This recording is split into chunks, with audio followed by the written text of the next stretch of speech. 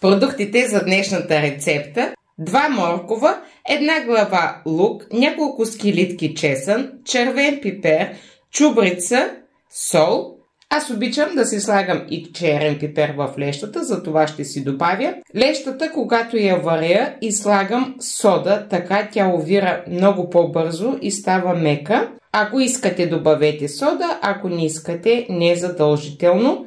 И ще ми трябва леща, като леща ще си сложа половин килограм. Лещата набъбва много и след това тя ще ми заеме цялата тенджера, затова не слагайте повече от половин килограм леща. Също така искам да ви кажа, че съм много доволна от тази леща на Оберон. Това не е реклама, не е спонсорирано това видео от Оберон, просто искам да ви споделя моя опит с лещата. Преди да си сложа лещата да ври, винаги я проверявам, защото понякога в лещата може да се намират някакви камъчета, остатъчни някакви отпадъци. Затова първо си я почиствам, след това я измивам хубаво със студена вода и винаги наливам студена вода. След това я слагам на котлона да ври. Лещата е вече на котлона, наливам вода колкото да покрие лещата и сега ще я оставя да почне да ври. След като лещата ми завря, я изчаквам 5-10 минути да поври. След това изливам водата от лещата и наливам студена вода. На лещата и наливам студена вода догоре, пълна тенджера, и я оставям да започне да ври. След като лещата започна да ври, и добавям чайна лъжичка сода. Сега ще почне да се пени много содата, затова няма да слагам капака и ще я разбърквам. Докато лещата ври на котлона с содата, ще си нарежа зеленчуците на дребно.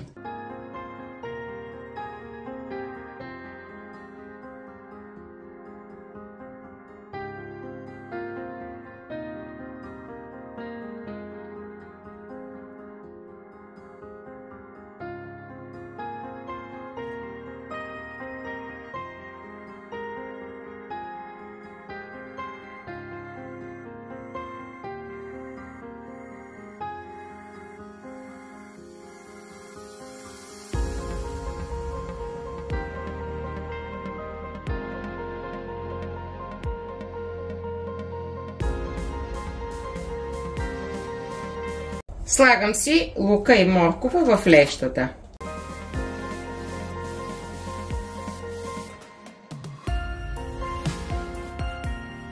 Поръсвам с чубрица. Добавям си и черен пипер. Добавям си и 6 скилитки чесън. Чесъна си го нарязвам на големи парчета. Ако са по-малки скилитки, ги слагам цели.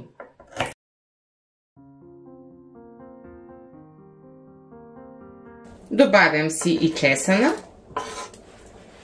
Разбърквам си лещата и сега ще я оставя, докато омекнат зеленчуците.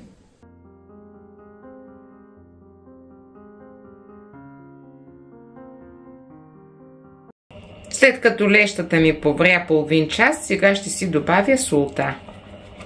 След като зеленчуците и лещата увряха, в съда ще си налея олио.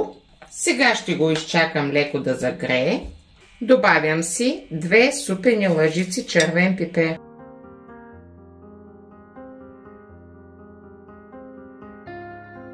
Разбърквам го и оставям да се запържи.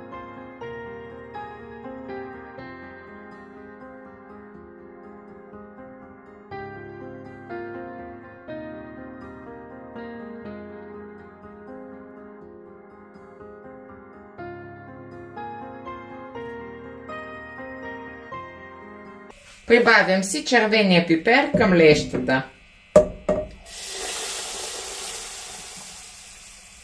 Разбърквам хубаво.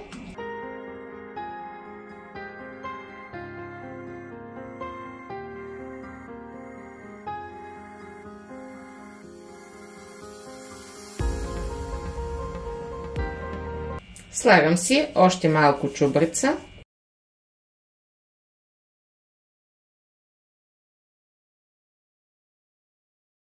Взела съм си 3 по-големи скелитки чесън, които ще си нарежа сега по-надребно.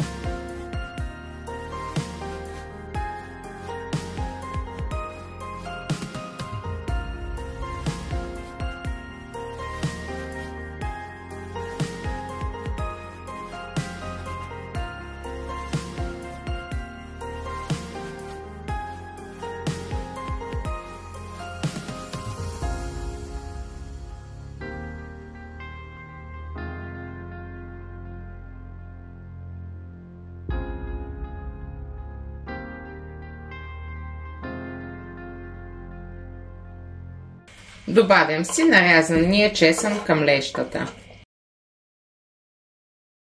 Сега ще оставя лещата да поври още 10 минути и тя вече е напълно готова.